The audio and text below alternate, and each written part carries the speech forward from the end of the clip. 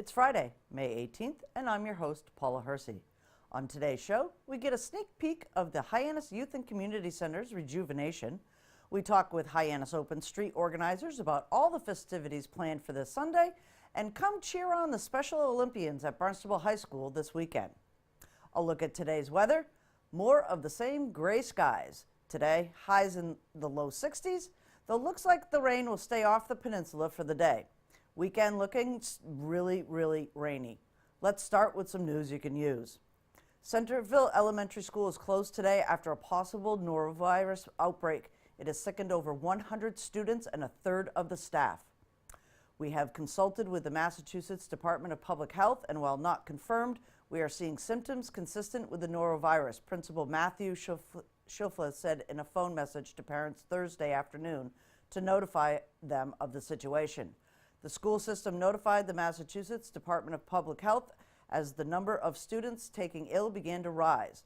The superintendent said there is no indication that the virus has spread to other schools in the district. The ride down 6A in Barnstable may look a little different. Eversource, the region's electric utility, has removed approximately 150 trees from the Yarmouth Town line west to Route 132 since February, leaving many village leaders and residents upset and questioning whether appropriate approval procedures were followed. Paul Richard, chair of the Old Kings Highway Historic District Committee, believes Eversource did not violate any rules by not requesting approval, even though many village residents think otherwise. Quote, "It is my understanding that the Old Kings Highway Committee does not have jurisdiction over trees on private property," said Daniel Santos, director of DPW for the town of Barnstable. In the next phase of the project, Eversource plans to remove an additional 76 trees from the right-of-way layout of the road, and for that to happen, it will need approval from the Old Kings Highway Committee. Several weeks and two town departments working together has produced sparkling results at the rejuvenated Hyannis Youth and Community Center. Joe Izzo and I shoot the breeze on the polished gym floors. Welcome back to the Hyannis Youth and Community Center rejuvenation. It's beautiful in here. Shiny floors, painted walls, clean carpets, and Joe Izzo is smiling, the biggest smile I've seen in a long time. I always smile like this, Paula, always. Program Director at Hyannis Youth and Community. Joe, this is just beautiful. Yeah, it sure is. The guys from the DPW, Structures and Grounds Division, and the contractors that they brought in, we shut the building down for 2 weeks. Those guys went to town in this facility. Everything, like you said, from the floors in the gymnasium to the floors in the lobby to the floors past the cafe, the floors downstairs, the walking track, the carpet in the teen center. I mean, they have gone above and beyond our wildest expectations to get this place kind of rejuvenated. Like you said, it feels like a new building here. It looks like a new building. Yeah. I mean, we walked in and you needed sunglasses for the floors. Yeah, it's that bright. It's just amazing. Sure is, definitely. So looking ahead, you're now going to have your grand opening on Friday night. How does that feel? Oh, it's going to be great. Friday, the 18th of May from 6 to 8, we're just going to sort of throw open the doors and invite people in. The Casual Gourmet, who runs the cafe, will be open, and the Pro Shop run by BYHA will be open as well. And we'll do open gym and open game room and open skating from 6 to 8. So anyone and everyone is invited and welcome to come down, kick the tires or kick the floor in the new HYCC, and just see all the fruits of the labor over the last couple of weeks. It's really an eye-opening experience. It certainly is. And let's just talk a little bit about, as you're coming into the summer here, you know, how important this facility is to the community as kids are starting to get out of school. Sure, yeah. Our building never slows. It doesn't slow down in the summertime. In the summertime, we still do ice hockey, we still do figure skating, we do basketball leagues, we do volleyball leagues, we do youth programming. We still do stuff in the game room all summer long. So, yeah, it's a super busy time for us in the summertime. Even more so, we start earlier in the day because the kids are out and not in school. So they sort of gravitate toward our building around lunchtime, and then the place just is crazy from noon until 9, 10 o'clock most nights. Right, and you have lots of different activities here than you normally, I mean, you have different workshops and things like that kids can take. But in the summertime, it just expands exponentially. It sure does. Yeah, we do a lot of recreation program in the building during the summertime, whether it's the science programs or a baking program in the Shepley room, or we do obviously open gym here in the gymnasium for different age groups, and then we'll run our leagues, our summer leagues, summer hockey, summer basketball, summer volleyball. So yeah, there's no shortage of things to do for kids in the summertime here in our building. Right, and you still have the skate park outside too. Yeah, absolutely. I was going to talk a little bit about that. I mean, sort of our building is sort of a hub for this great recreation campus between us and the skate park and the outdoor basketball courts next door, and then the Little League fields behind the school. It's just a place for kids and families to congregate, whether it's outside, inside, or some sort of combination of the two. It's just a really magical place. Right, and let's talk just a little bit about that, is giving a place for kids to go.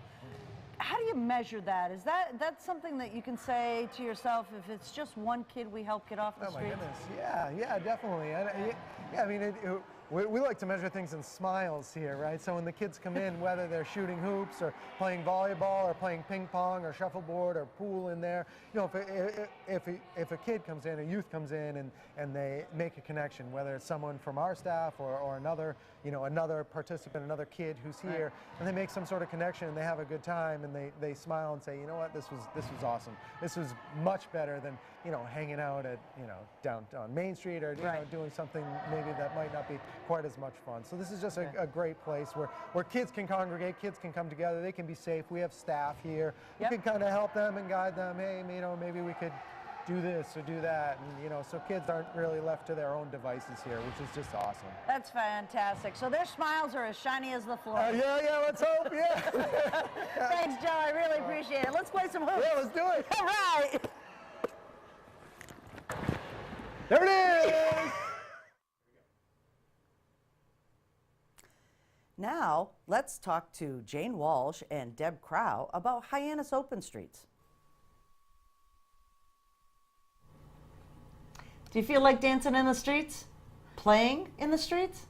Well, come to Hyannis Open Streets on Sunday, and you can do both. With me today from the Hyannis Civic Association, Greater Hyannis Civics Association, Deb Crow, and Jane Walsh from Redfish Bluefish. You are a sponsor of the event. And Jane's also a member of our board. And a member of the board as well. Excellent. Yes. So you guys have put together this wonderful event. We've had one already this season in April. You had beautiful weather for it. We're hoping the same for Sunday. Absolutely. Tell our viewers just a little bit about what Hyannis Open Streets is. It's a community event, and it's a place for people, especially people from Barnstable, to come and meet their neighbors and their friends. And many times that's accidental. They're just out on the street, and so are their neighbors and friends. And it's a wonderful, wonderful opportunity for everyone to catch up and celebrate what is a very vibrant village. It certainly is, and my husband met friends that he hadn't seen in quite a few years on the last one. So there's so many things that happen at Hyannis Open Streets. There's a plethora of events. Let's try to give our viewers a sense of what they can expect on Sunday. Do you want to start, Jane? Sure. There's going to be a lot of music as usual, a little more this time. We've got the Moonlighters Big Band we're going to play.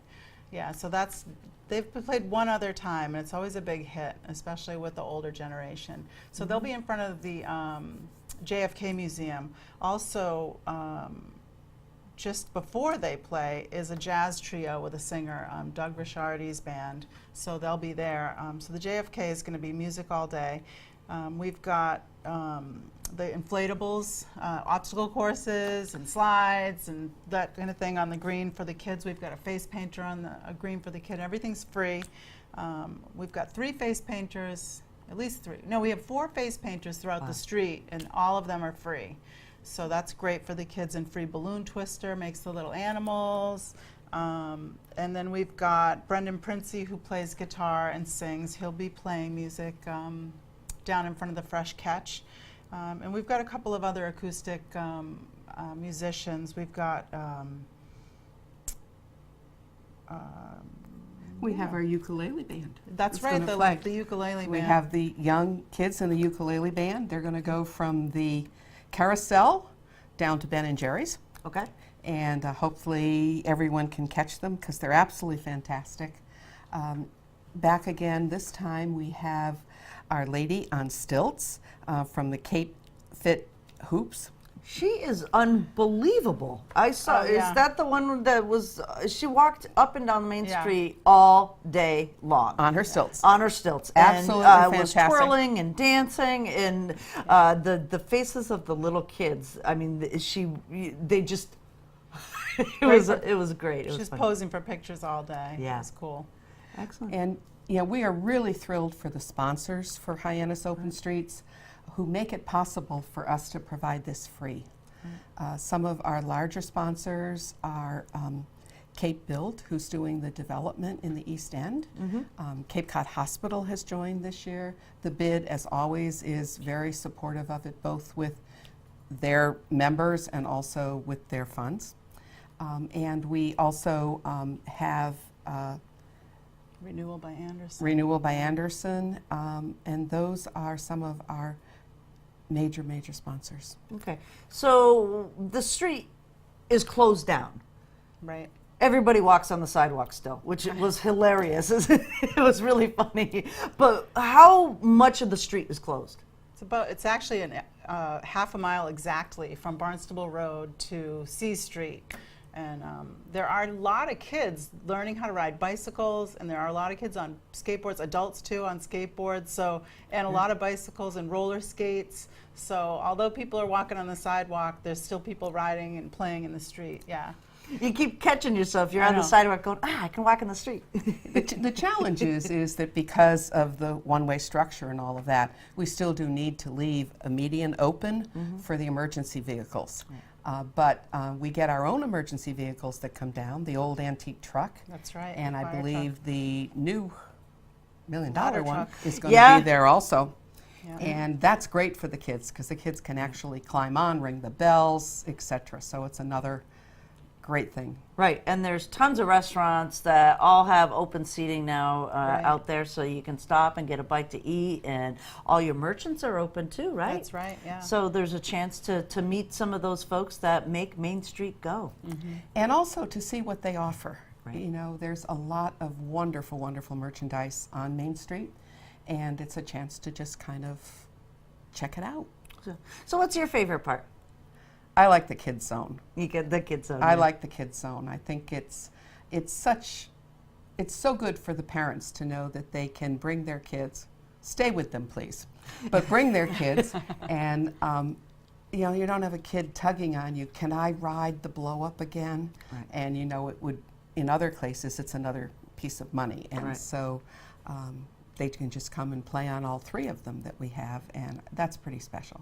Plus the old time pogo sticks, Yeah, tug those of are cool. wars, all the things that we remember.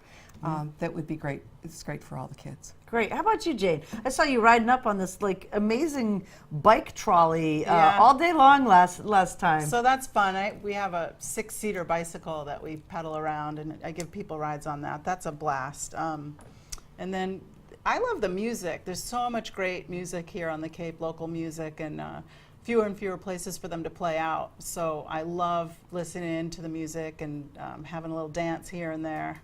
And to Deb's point with the pogo stick, there was a kid jumping rope with the pogo stick. Wow. And he was holding onto the pogo stick with his thighs and jumping rope. And he actually learned how to pogo stick at Hyannis Open Streets last fall. And he liked it so much, practicing it down on the Village Green, that he got one for Christmas. And he practiced so much that you have a video of him. I have video of it. Yeah, that's fantastic. So that's exactly what we want to do, expose people to different kinds of things that they wouldn't normally be exposed to. There's going to be a pound class this time up on the Ariana? bandstand. Ariana's going to teach pound with the drumsticks and dancing, and the YMCA will be there with a Zumba class. So Great. Everything's free. Everything's free. You know, go down and dance with JT because that's a highlight of your day. JT has him dancing in the street and does lots of moves for him. You'll do this 2 more times this year? We'll do it again in September and October. Okay. The program is getting so full now that it's tough to highlight everybody who's coming and joining Right. with us. But we do have a Facebook page, Okay. and we do have a website, and the program is out there. Plus, beginning probably tomorrow, it'll be available with all the merchants on Main Street. And of course, you can pick one up when you come down. But if you want to make sure you don't miss your favorite event, please go to the website or to Hyannis Open Streets or to the Facebook page and see the full program. Excellent. Well, we'll look forward to it. May 20th. It runs basically, what, noon to 5? Yeah. Noon to 5. So, you know, there's your afternoon. Yeah. Great. And pray for sun. We are. Thank you. Thanks so much. Special Olympics track and field will be at the Barnstable High School this weekend for their prelims. Angela Sanzali tells us about the day. One of our most favorite days of the year is the day that Special Olympics comes to Barnstable High School. With me today, Angela Sanzali, the Cape and Islands coordinator for the Special Olympics Massachusetts. Welcome. Thank you, Paula. It's great to be here. Your favorite day too, I bet. Absolutely. Absolutely. Track and field is the events that'll be going on May 19th at the Barnstable High School fields, and you're here to tell us all about what happens that day. Great. Often people think this is our only event, but it is definitely our premier event here on Cape Cod, hosted at Barnstable High School. We've been at Barnstable High School for years, and they are such great hosts. But a track and field qualifier, so our athletes that are participating in this particular event will qualify them to go to our Summer Games state tournament up at Boston University and some of those facilities in June. So they have to compete here in order to go there. So it's your typical track event with races anywhere from 25 meters to 2,000 meters. We also have your typical field events like shot put. We have a modified javelin event, and also long jump, those types of track events too. So it's great. And we have some pentathletes too. Really? Yeah, I'm not sure if we have them coming this year to ours or if they're going to the Brockton one, which is an identical event, but a pentathlete is an event that's growing even more. Our athletes are getting more and more involved in doing all of the events instead of one track and one field. And there's so much training that goes on. We have a significant amount of Special Olympian athletes here on Cape Cod that compete. We do. There's about 12,000 athletes that compete in Massachusetts, and nearly close to 1,100 are here on Cape Cod. That is significant. That's and they great. range in ages from 2 to 60s, 70s, and 80s. Wow, it must be great to see those little ones. They love to run. They do, they do. Ages 2 to 7 are our young athletes, and they typically participate inside their schools. And then at age 8, you can compete in any of our 25 sports, starting at age 8. Give us a rundown on the day. It starts at about 9:30 or so with an opening ceremony, just like every Olympics. Right. So what I'm very proud of that Barnstable has always been involved in is that our Barnstable Police Department coordinates for us our law enforcement torch run. And our law enforcement torch run is one of the largest grassroots fundraising arms in the world for Special Olympics. There's over 97,000 officers that participate in the program. But right here in Barnstable, we have our own torch run. It's organized by Sergeant Clark, might be Lieutenant. It's hard. I've known him for so long. He just keeps moving up. But he coordinates that whole event for us. The Barnstable PD, sometimes other PDs join in. They run our torch. They light it at the Barnstable Department. They run it to the Falmouth High School, to the Barnstable High School. They wait out front. We have this sort of little system. We have one of the best opening ceremonies, I think, as our athletes parade in on the track. The column kill plays for us every year. They dedicate their time. They come, they volunteer. And then the torch comes in, and the before we renovated the track, the motorcycles used to come in too, but you can hear the sirens and the officers, and they run the torch, and then an athlete or a group runs it in with them, and they're the guardians of our flame, and that's why it's so important. And it just brings the level of excitement when you hear the sirens, you see the torch, the athletes. I've been doing this event for years, and I get, just watching it and participating in it. So we have that aspect, and then we have some special awards that we do during the opening ceremonies to reward a particular athlete, also a family member or a volunteer group. So we have a couple different awards that we do every year. And it's quick, 20, 25 minutes, and then we get right to the games. Right into the games, right? Yeah, So yeah. spectators are welcome, I'm sure, right? Well, they are definitely welcome. We're not sure if we're going to have bleachers this year, but they're in. Right. But, so the Barnstable's been doing a great job of, updating the fields, and the facilities department has been great. They might want to bring a long chair. Yeah, so you might need to bring a chair. Okay. But free of charge, there's no charge for our events. We welcome spectators. They would love to see fans in the stands. And the event goes all day till about 2:30 when we're finished. We usually finish up with our relay races. Okay, excellent. And there's so many people in the community that help put this on. It doesn't happen just overnight. There's a lot of folks that sponsor this particular event for Special Olympics. Are there anybody you want to give a shout out to?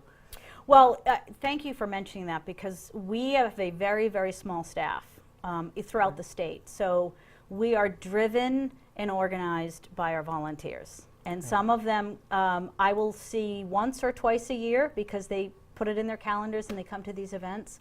And we can't do it without them. I'd like to say thank you to, we have some 50th partner companies here on the Cape this year. Right, we for neglected to say it's the celebrating 50th anniversary of Special Olympics. Isn't that amazing to think back 50 is. years ago, the vision of Eunice Shriver, and where we are now? I mean, the inclusiveness and community that's been driven through sports. Right.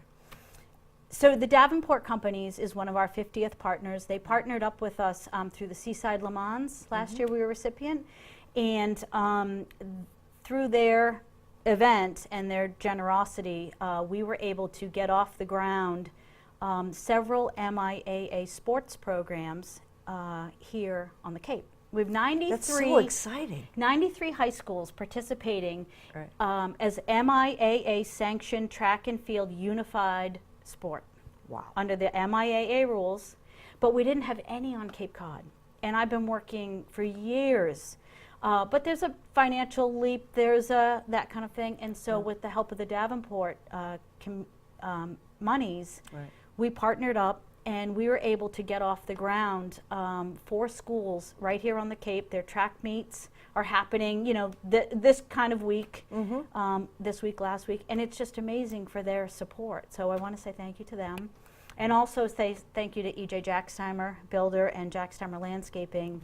They've been dedicated supporters, their 50th anniversary supporters. EJ just started a new fishing tournament, and all for charity, and we're one of the dedicated charities, and that's just to name 2 companies, but there are hundreds and hundreds of people that give of their time, their talents, to us. So we really are grateful for every bit that everyone gives. That's fantastic. Thanks so much, Angela. Thank you, Paula. Here's an out-of-this-world event on our community calendar. The only 2 Coast Guard NASA astronauts, Commander Bruce Melnick, United States Coast Guard retired, and Captain Dan Burbank, United States Coast Guard retired, will present a talk with an informal question and answer to follow on the Coast Guard in space on Saturday, May 19th, 10 a.m. to 2 p.m. Afterwards, tour the Coast Guard Heritage Museum and check out the new Coast Guard in Space exhibit. Enjoy a meet and greet with the astronauts. Admission for both events, $5. Don't forget that Sunday, May 20th, is Hyannis Open Streets from noon to 5. Fun for the whole family. Come dance, meet your neighbors, and have some good old-fashioned family fun for all. For a full list of events, www.hyannisopenstreets.com. Mark your calendar. Here is the meeting schedule for boards, commissions, and committees for next week.